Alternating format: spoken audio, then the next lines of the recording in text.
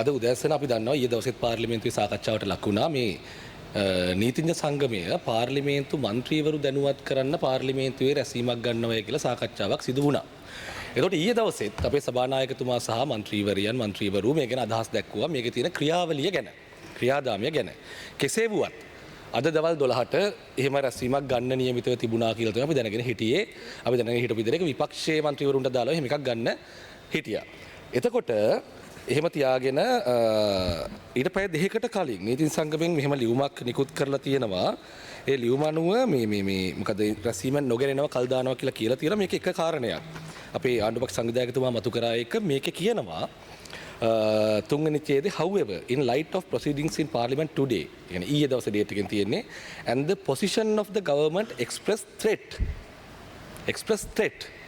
එතකොට ඊයේ දවසේ පාර්ලිමේන්තුවේ සජීවීව අපි කවුරුත් කෝල් කරේ නැහැ නේ ඒගොල්ලන්ට. මේ කියන්නේ පාර්ලිමේන්තුවේ කියපු දේ ගැන. එතකොට ඊයේ සජීවීව පාර්ලිමේන්තුව බලාගෙන හිටියා නම් මේක අපි කතා කරේ දිගින් දිගටම විපක්ෂයයි විපක්ෂ නායකතුමයි හරහා සියලු മന്ത്രിවරුන්ට අප්‍රෝච් කරන්න තියෙන ඒකේ තියෙන අවුල පරස්පරය තමයි අපි මෙතන කතා කරේ. අඩුම තරමේ මේක ගැන මතවාදවත් ඊයේ සංවාදයට ලක් කරේ නැහැ. මොකද මීට කලිනුත් සයි දෙකකට කලින් මේක ලියුමක් ගහලා තිබුණා. ඒත් අර කලින් ඔය වගේම රැසීමක් ගන්න හදලා දැන් මේකේ සභානායකතුමාට කොපියකුත් එක්ක මම හිතන්නේ මේක දාලා තියෙනවා. ඒ ක්‍රියාවලිය මොකක් හරි ප්‍රශ්නයක් තියෙනවා. හැමෝට වෙන්න පුළුවන් විදිහට ඉල්ලනවා වගේ එකකුත් තියෙනවා. ඊට පස්සේ එහෙමත් තිබුණා දෙවනි වතාවට. මේ ආකාරයෙන් මේ විපක්ෂ නායකතුමාටම කතා කරලා ඔක්කොම മന്ത്രിවරු කැඳවන්න හදලා තියෙනවා. ඉතින් දැන් ඒක තමයි කතා කරේ. එතකොට එහෙම කතා කරාම මොකද තර්ජනය කරා. ආණ්ඩුව විසින් ඊයේ දවසේ Tamanට තර්ජනය කරා කියලා ලියුමක් ගහලා තියෙනවා. එතකොට මේ ලියුම ගැහුවට විතරක් නෙමෙයිනේ මේ ලියුම ගහලා ඒක අපේ සංවිධායකතුමා කතා කරලා වාඩි වෙනකොටම විපක්ෂ නායකතුමා නැගිටලා I endorse this කිව්වා. ඒ කියන්නේ මේක එහෙම තමයි තර්ජනයක් තමයි වෙනුවෙන් පෙනී හිටියේ තුම නැගිටලා වීරෝදාර විදියට. ඊට පස්සේ අජිත් පීපෙරේර මන්ත්‍රීතුමා එහෙම විතරක් නෙමෙයි තුමා කිව්වා මම අවුරුදු 34ක් නීති සංඝයේ සමාජිකයෙක් මම විධායක කමිටු සමාජිකයෙක් මම පාර්ලිමේන්තුවේ 3 වතාවක් ඉඳලා තියෙනවා මමත් පිළිගන්නවා මේක තර්ජනයක් කියලා කිව්වා. එතකොට ඔක්කොම තර්ජනයක් කියලා දැන් මේ තර්ජනය කියන්නේ මේකට. එතකොට අපි පාර්ලිමේන්තුවේ වෙන ක්‍රියාවලිය දැන් මේ ව්‍යවස්ථා සංශෝධන ගැන කතා කරන්නේ මේවල සුරණ මන්ත්‍රීතුමනි. ව්‍යවස්ථා සංශෝධන වගේ ලොකු දේවල් කතා කරන්න කලින් මූලික පාර්ලිමේන්තු ක්‍රියාවලිය, ස්ථාවර නියෝග, රැස්වීමක් ගන්න විදිය, මන්ත්‍රීවරුන්ට කතා කරනවා නම් කතා කරන්න පුළුවන් ක්‍රමවේද, ඒව ගැන මූලික අවබෝධයක් තියෙන්න එපයි. ඒක විපක්ෂ නායකතුමාටත් තියෙන්න ඕන. ඒක නීති සංගමේ සභාපතිතුමාටත් තියෙන්න ඕන. එතකොට ඒක නැතුව මේ අරගෙන ඊට පස්සේ මේ ත්‍රෙට් කරා කියලා මේ 90000ක් ලයිව් බලන් ඉන්න පාර්ලිමේන්තු විවාද ගැන මේ කියන්නේ. ඒතර මොකද්ද මේ කියන්නේ? එතකොට ඒ නිසා මේ ක්‍රියාවලිය ප්‍රශ්න කිරීම ගැන මේ කතා කරන එක ඉතාම කනගාටුදායක කාරණයක්. මොකද ඒ කියන්නේ අපිට ඒක පේන වෙන විදියකට. මෙච්චර කියද්දිත් විපක්ෂ නායකතුමා හරහා ආවිල ඔක්කොම മന്ത്രിලා කැඳවලා. ඊට පස්සේ ඒක සියලු දෙනා කැඳවනවා වගේ කතා කරන උත්සාහ කිරීම ගැටලුවක්. බොහොම ස්තුතියි. ඒ වගේම දැන් මීට සුළු මොහොතකට කලින් දැන් මේ ලියුම නිකුත් කළා මම හිතන්නේ ලියුම ඇවිල්ලා පැය 6ක් 8ක් විතර වෙනවා. ඒ ඊයේ දිනේ තියෙන්නේ. එතකොට එහෙම තිබිලා දැන් දිනමින වෙබ් අඩවියේ වාර්තා කරලා තියෙනවා. දැන් සුළු මොහොතකට කලින් ඒ කියන්නේ මෙතන වචනේ threat නෙමෙයි මේ they are at විය යුතුයි කියලා. මම ඒක වෙන කොහෙවත් දැක්කේ නැහැ, නිවේදනයක් දැක්කේ නැහැ. නීති සංගමයෙන් මේ වෙබ් අඩවියේ වාර්තා කරලා තියෙනවා නීති සංගමයෙන් කිව්වාය කියලා. මේක threat නෙමෙයි.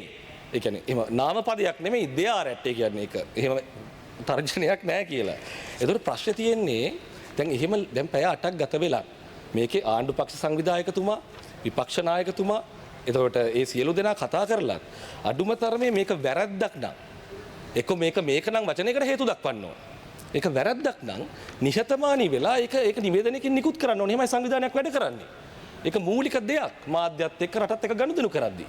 එතකොට එහෙම දෙයක්වත් නොකර දැන් මේ පැය 6ක් ගත වෙලා තියෙදි අඩුම මේක කතා කරන්න නමක වෙන්න එපා. නිහතමානී වෙන්න එපා. එතකොට ඒ නිහතමානී මොකද නීතිඥ වෘත්තිය කියන්නේ මූලසුර මන්ත්‍රීතුමනි අපි පුද්ගලික මමින වෘත්තීන් වගේ නෙමෙයි වචන කියන එක හරි මේ බොහෝ වෘත්තීන්ට වඩා ඒක සීරියස්. නීතිඥවරු කියන්නේ එහෙම කොට්ටාශයක් ඒ වචන වලට තියෙනවා බලයක් ඒ වචන වලින් තීන්දුව වෙනවා. එතකොට ඒකෙදි මේ තරම් ආකාරයේ වරදක් මේ පාර්ලිමේන්තුවේ ලොකු විවාදයට තුරු දෙන වරදක් ඇවිල්ලා තියෙනවා නම් ඒක නිවැරදි කරන්න තරම් නිහතමානීත්වයක් නීති සංගමේ නායකත්වයට තිබිය යුතුයි. එහෙම නැත්නම් මේක නම් වචනේ මේ ගැන හේතු දැක්විය යුතුයි මොකද්ද මේ නිරපරාධ මේ කියන්නේ කියලා. ඒ නිසා අපි බොහොම ගෞරවයෙන් කියනවා මේ ඒ කියන්නේ අඩුමතර මේ කියන්නේ විපක්ෂ නායකතුමාට ලියුම් ගගා සියලු මන්ත්‍රීවරු කැඳවන්න හදන එක නෙමෙයි මම තප්පරතියක් ගන්නම් කරන්න ඕන දේ අඩුමතරමේ Tamanට වැරද්දක් වෙලා තියෙනවා නේ වැරද්ද පිළිගන්න ඕන විවස්ථා සංශෝධන වගේ ලොකු දේවල් කතා කරන්න කලින් අඩුමතරමේ මෙන්න මේ ලියුමක් ගහන එක වචනයක් නිවැරදි කරන එක වැරද්දක් වුණා පිළිගන්න එක ඒගොල්ලෝ කරන්න ඕන. මම තප්පර 20ක් ගන්නම් වැඩිපුර අර නාමල් රාජපක්ෂ මන්ත්‍රීතුමා අය කතාවේ අන්තිමට කිව්වා මන්ත්‍රීවරියක් කතා කිරීම ගැන හැන්සාඩ් එකෙන් ඉවත් කරන්නේ කියලා ආණ්ඩුපක්ෂ මන්ත්‍රීවරියක් කිව්වා.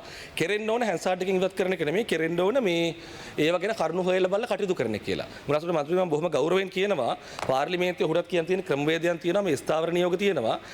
මන්ත්‍රීවරියක් කතා කරලා මේ 83 එක ස්ථාවර නියෝගය අනුව කතා කරලා මේක කරන්න බැරි දෙයක් කතා කරාට පස්සේ ඒ ක්‍රමවේදයට අනුව කටයුතු කරන්න කියලා කරන්න තියෙන දේ තමයි මේක හැන්සාඩ් එකෙන් අයින් කරන එක. ඒක තමයි ඒකට කරන්න තියෙන දේ. අගවිරසුන්ට අපහාස කරාට පස්සේ කරන්න තියෙන ක්‍රමවේදය ඒක ගැන හොයලා බලලා කතා කරන එක නෙමෙයි මේකේ අයින් කරන එක. ඒක තමයි ක්‍රමවේදය. එතකොට ඒකවත් දන්නේ නැත්නම් ඒ කියන්නේ පාර්ලිමේන්තුවේ ඉන්නේ නැහැ. එතකොට ඒකවත් දන්නේ නැත්නම් අපිට තේරුම් ගන්න පුළුවන්. අඩුම තරමේ මේ වගේ දෙයක් තේරුම් ගන්න බැරි නම් මේ විනාඩි 5 පාර්ලිමේන්තුවේ ඉන්නත් එපා. තේරුමක් නැහැ. මේ පාර්ලිමේන්තුව ගැන කිසිම අවබෝධයක් උඩ නැහැ. බොහොම ස්තුතියි. ස්තුතියි ගරු මන්ත්‍රීතුමනි.